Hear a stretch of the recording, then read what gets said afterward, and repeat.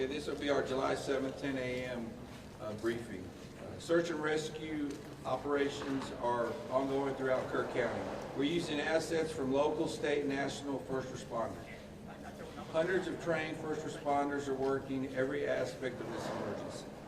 As of 8:30 this morning, we recovered 75 deceased bodies here in Kerr County, including 48 adults and 27 children. Of this 48 adults and 27 children, 15 adults and 9 children are pending identification. At present, there are 10 campers from Camp Mystic unaccounted for and 1 counselor. We continue to offer our condolences to those affected. Reuniting the families remain our top priority here on this operation. Please note that Highway 39 of an Old Ingram Loop remains closed to the public. Other than those who live in that area would not be allowed out there. I will now turn it over to City Manager Dalton Rice. Good morning, Dalton Rice, the City Manager for the City of Kerrville. As everybody knows, we are working in conjunction with the city under a unified command response, and again, a lot of devastation. Our hearts go out to the families and the victims. We want to continue to work together as a community. We love the media support on this to be able to communicate that message, communicate family, communicate togetherness, and we really appreciate all the support in helping us be able to do that.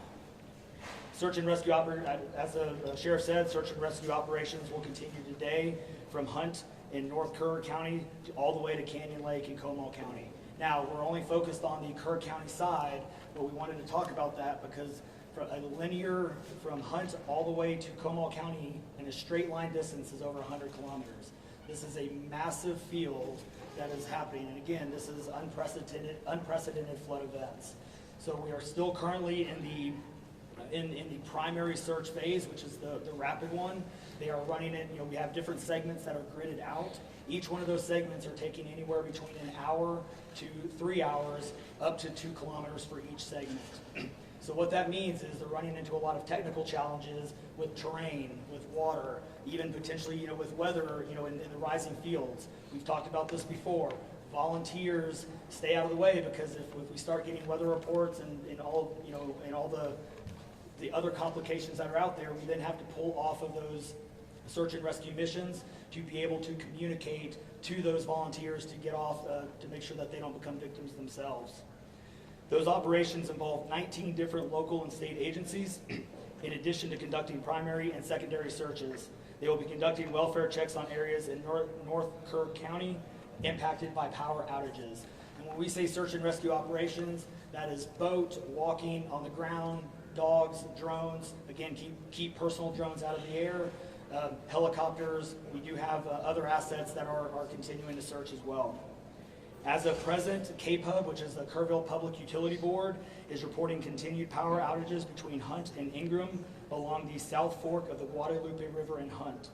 In the South Fork area, there are approximately 40 down power lines and significant infrastructure damage. KPUB has brought in additional utility personnel to help with restoration, but it's not possible at this time when the power is going to be restored. There are some substations along with those power lines that we are still trying to get access to just from debris buildup or them being completely wiped out. So we do not have an estimated timeline when those are going to be fixed. We continue to have substantial number of requests for volunteers, as I said before, and donation opportunities. We are asking those who want to volunteer to contact the Salvation Army in Kerrville by phone at 830-465-4797 or in person at 855 Hayes Street in Kerrville. Monetary donations can be made on the Community Foundation of the Texas Hill Country's website at www.communityfoundation.net. They have a Kerr County Relief Fund set up on that site. And I will now turn it over to the Mayor, Joe Herring. Thank you for being here. I need to tell my community and those families who are waiting, this will be a rough week. Primary search continues, and we remain hopeful every foot, every mile, every bend of the river. Our work continues. You need to know that we have been blessed with help from the community, from the state, and the nation. We have trained experts who are helping in this effort. If you want to volunteer, it is important that you contact Kerrville Salvation Army and register. Dalton gave that number, but I'm going to give it again. 830-465-4797. We need focused and coordinated volunteers, not random people just showing up and doing what they do. We need to work together. As Dalton said, donations have been flowing in from around the world to the Community Foundation. Again, that website is communityfoundation.net. Please follow the City of Kerrville's Facebook page for updates. They're accurate. We take a lot of time to make sure we send out information that will be helpful, not only to residents, but those who are visiting. I've said this 100 times, and I will say it again. We need your prayers. We need your prayers. Thank you. And now, Senator Ted Cruz.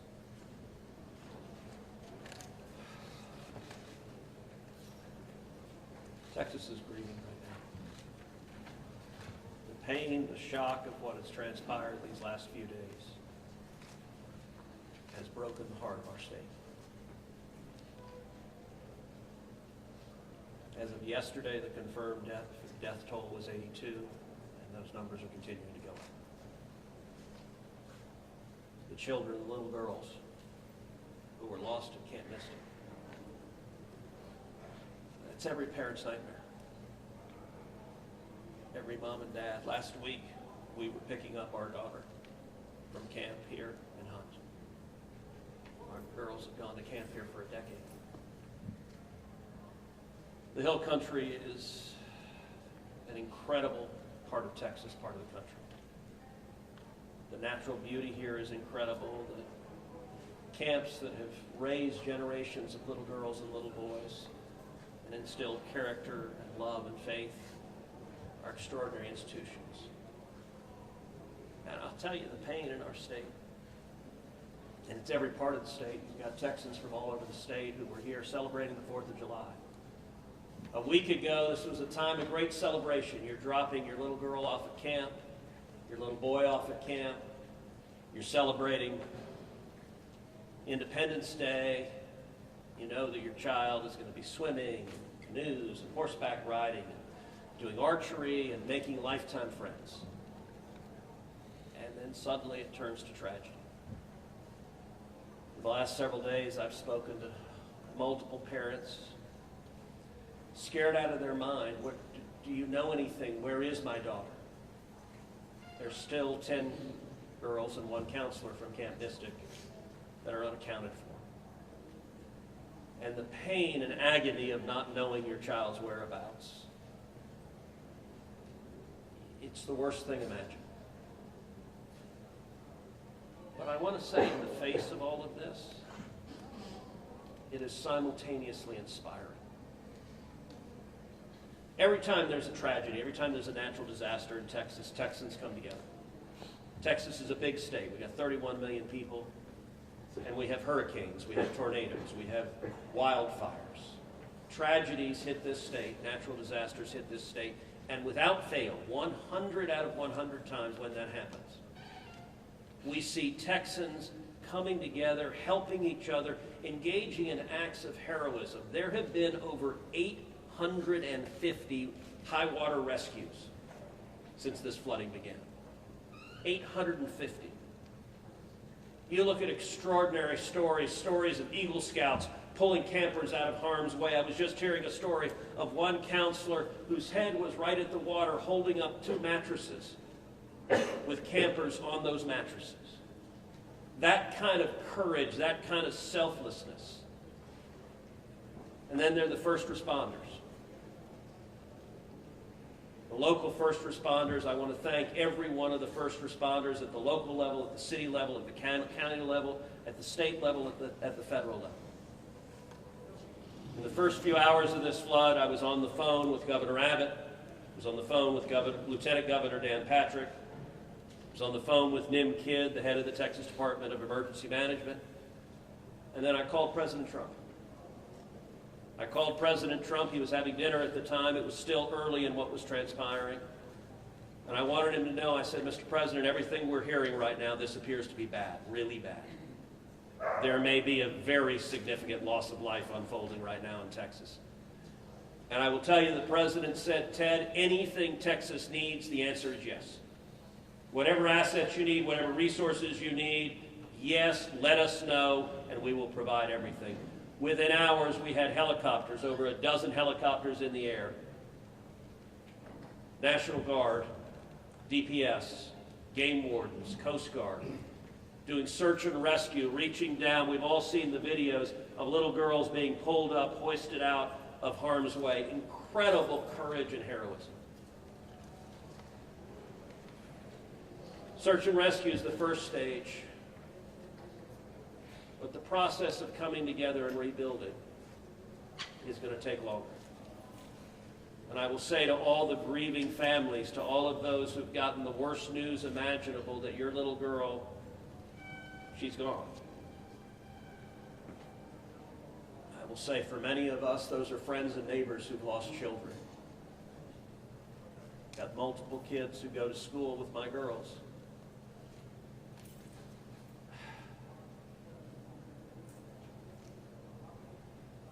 The mayor asked for prayers. And I want to say thank you to the millions of Texans, to the millions of Americans, to the millions of people all over the world right now who are praying for Texas and praying for those parents. Going through this grief, it is going to take love, it is going to take friends and family embracing and hugging and holding them while they weep. And it's going to take the church. With every disaster, one of the things we see here in Texas is the church steps up and the church helps and the church feeds and clothes and comforts. This morning I met with a group of chaplains who've been going through the incredibly difficult process of talking to mom and dad after mom and dad who just lost the most precious person they ever knew.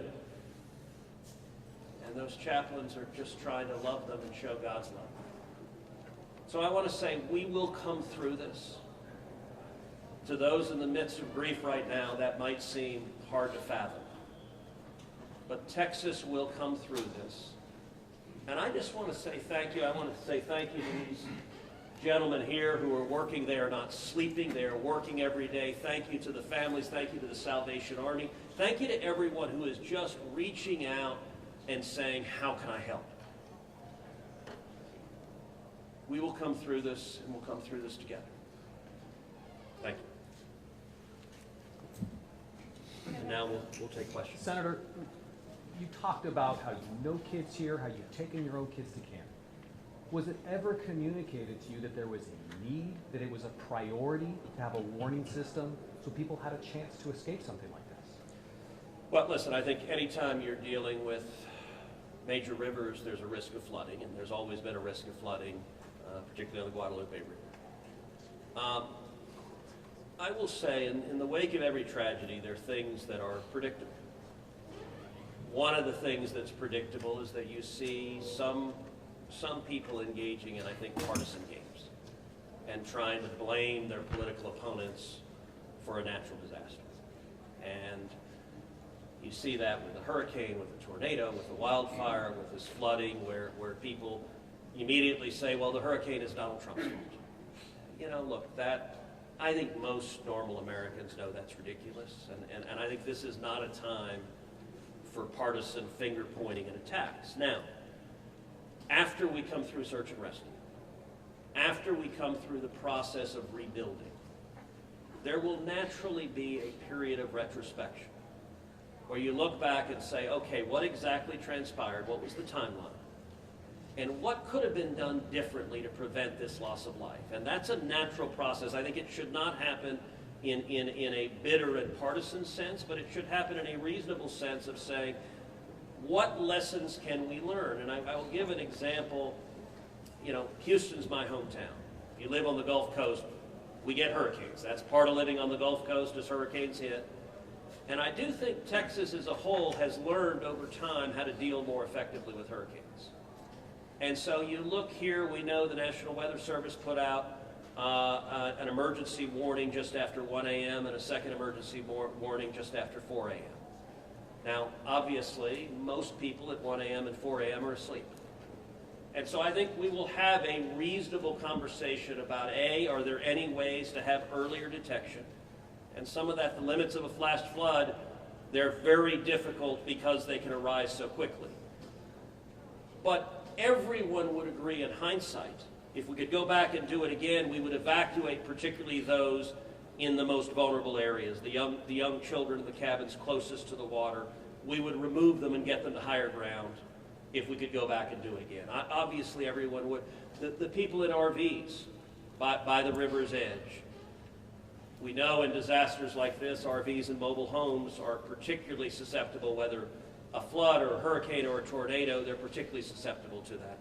And so my hope is, in time, we will learn some lessons to implement to next time, and there will be another flood, there will be another disaster.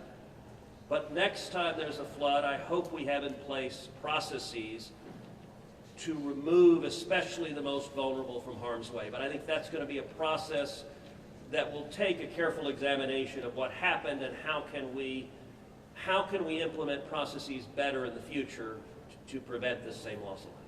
Senator, there were claims that the National Weather Service sent that first flash flood warning that should have alerted phones at 1:14 in the morning. But we have a federal public database maintained by PBS Warn, that says the first emergency alert wirelessly here in this area to Kerr County was not until after 9 a.m. That was more than 4 hours after the severe flooding had come to this area. Did you know that? Have you seen that? And what's your response, knowing the state and cuts to NWS in recent months by this administration? So I don't know the source for what you're saying. All of the public reporting I've seen is that there were two alerts that went out, one just after 1 a.m., one after 4 a.m. You know, I can tell you, I talked about the partisan finger pointing. I think there have been some eager to point at the National Weather Service and say cuts there led to a lack of warning. I think that's contradicted by the facts. And if you look at the facts in particular, number one, that these warnings went out hours before the flood became a true emergency level. But number two, the National Weather Service here, New Braunfels is where they were headquartered. They had additional manpower. In fact, they had 3 additional people working that night, anticipating that it was going to be a very dangerous weather situation. I also think it's worth noting that the National Weather Service Union, which has been very critical of the DOGE cuts, has publicly said that they don't believe that the reduction in staffing had any impact whatsoever on their ability to warn of this event. And so, look, I think it is reasonable over time to engage in a retrospective and say at every level what could have been done better, because all of us would want to prevent this horrific loss of life. But I think just immediately trying to use it for either side to attack their political opponents, I think that's cynical and not the right approach, particularly at a time when we're dealing with a crisis and we're dealing with grief. But does this make you question whether there should be cuts at the National Weather Service and FEMA? I know you've been supportive of FEMA. Look, I am very supportive of FEMA. I'm very supportive of the National Weather Service. They both perform essential roles, and I think it is critical in every federal agency, particularly when you're dealing with public safety, that we make sure that critical roles are maintained. That's a longer and broader discussion, but as I said, everything from the public evidence indicates that was not a contributing factor to what Is occurred. it possible to get Dalton in just to talk about that and what the National Weather Service alerts? Because there were escalating forecasts throughout the day from the National Weather Service. What did the emergency managers of the county and other local officials do with that information? Starting at 1:15 and onward, where you had the dire river forecast at 6:30, were emergency managers doing anything to put these processes in place to warn people on the river? So overall, we were preparing for the July 4th, weekend. So we had National EMR on site. We were, basically stood up kind of an incident command post, if you will, to prepare for that event. So most everybody was kind of up, looking at weather. We looked at the weather before.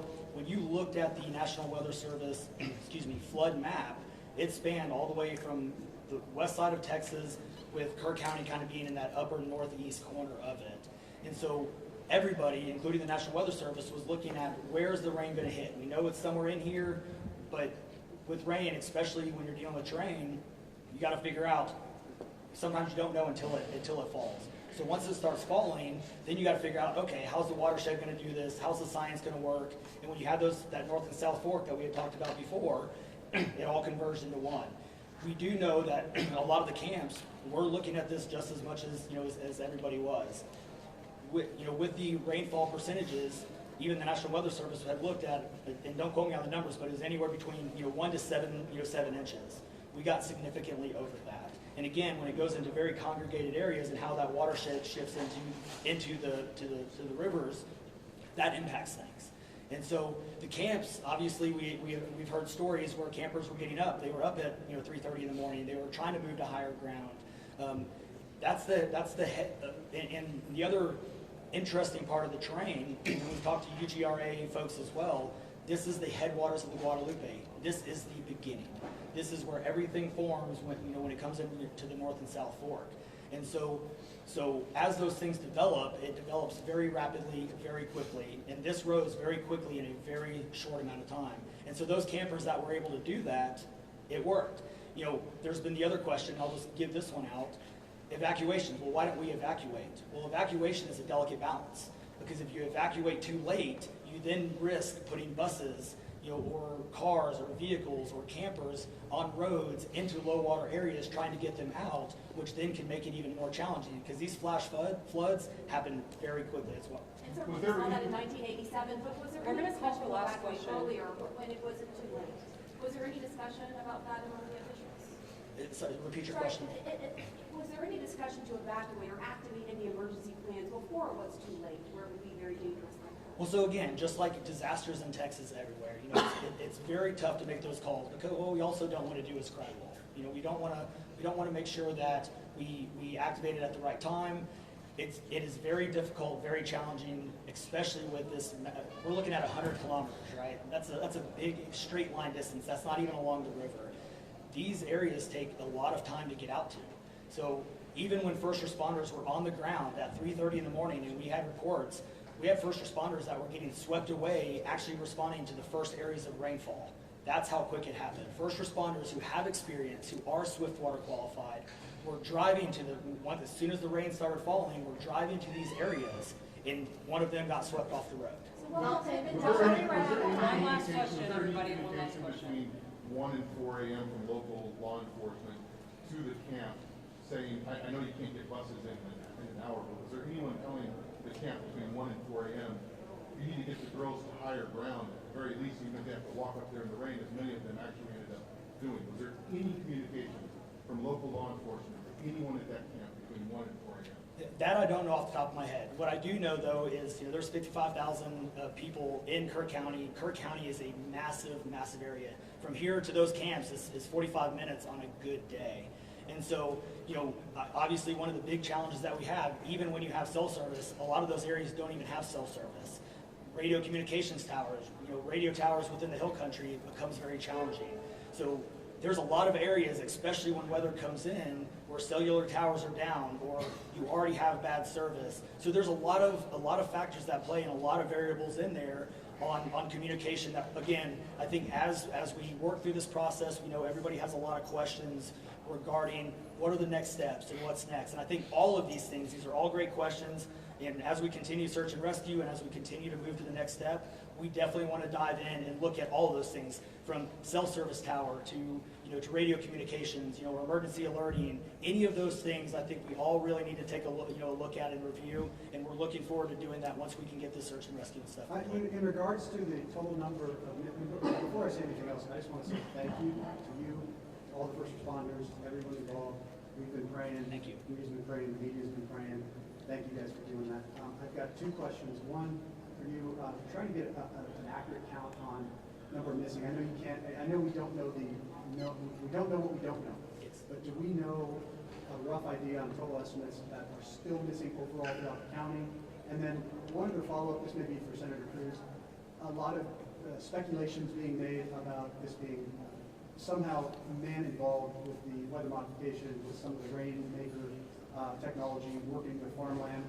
Do you think any of that, is there going to be any investigations into that, or can you communicate anything on that? Let me answer your first question. I'll definitely turn that second one over to you. So, on the first question, with missing persons, so obviously we have the knowns, the Camp Mystic kids, which is the numbers coming down as the sheriff has stated, and then we have the unknowns. But we don't know what we don't know. We actually have a 5 hotline line. It fluctuates between 3 and 5, but we're working on it. We get calls 24 hours, 7 days a week. We haven't hit the weeks yet, but we're still taking in calls. We are collecting all that information.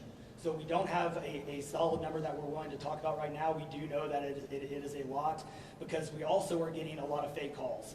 You're looking. This is a worldwide discussion, and we're dealing with scammers. Victims' families are being reached out to, saying that they have their kids pay me money. It's heartbreaking. It's absolutely heartbreaking. We're dealing with with mental health issues, where people are calling saying they have visions. All of these things we're dealing with on a day-to-day basis, and we're having to vet this information, and it becomes very taxing on our people. Again, this is an extremely heartbreaking, this is, if not the worst, one of the worst, disasters in this region in a very, very long time, even beyond 1987. And so, but we're Would best estimate like dozens or hundreds, or just to give people an idea? a lot. So, At what point do you think? The follow-up, yeah. Yes. the follow-up question.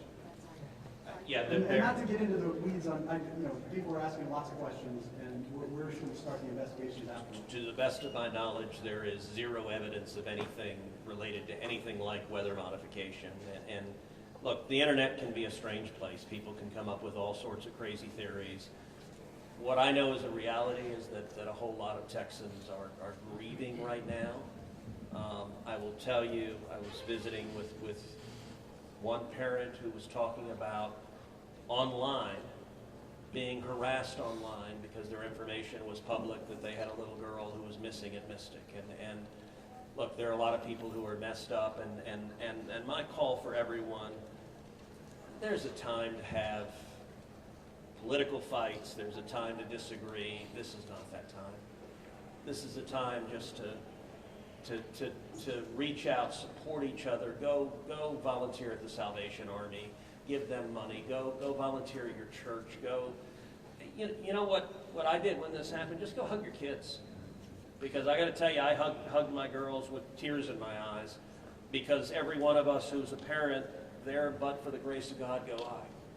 And nothing will fill the void in these moms and dads' hearts, but they'll make it through it. And every one of us, we have an obligation to come through and help them make it through it. And look, Texas will come through, and let me say, Kerr County, the Hill Country is incredible, it is beautiful. And these summer camps, Camp Mystic is an incredible Texas institution. For a century, it has made a profound difference helping young girls become strong women in Texas and across the country. And so, for me at least, I'm praying for these camps. I'm praying for all the campers, everyone implicated, everyone impacted. And I hope we come together and stand as one. Thank you. Great, no more questions. Thank you.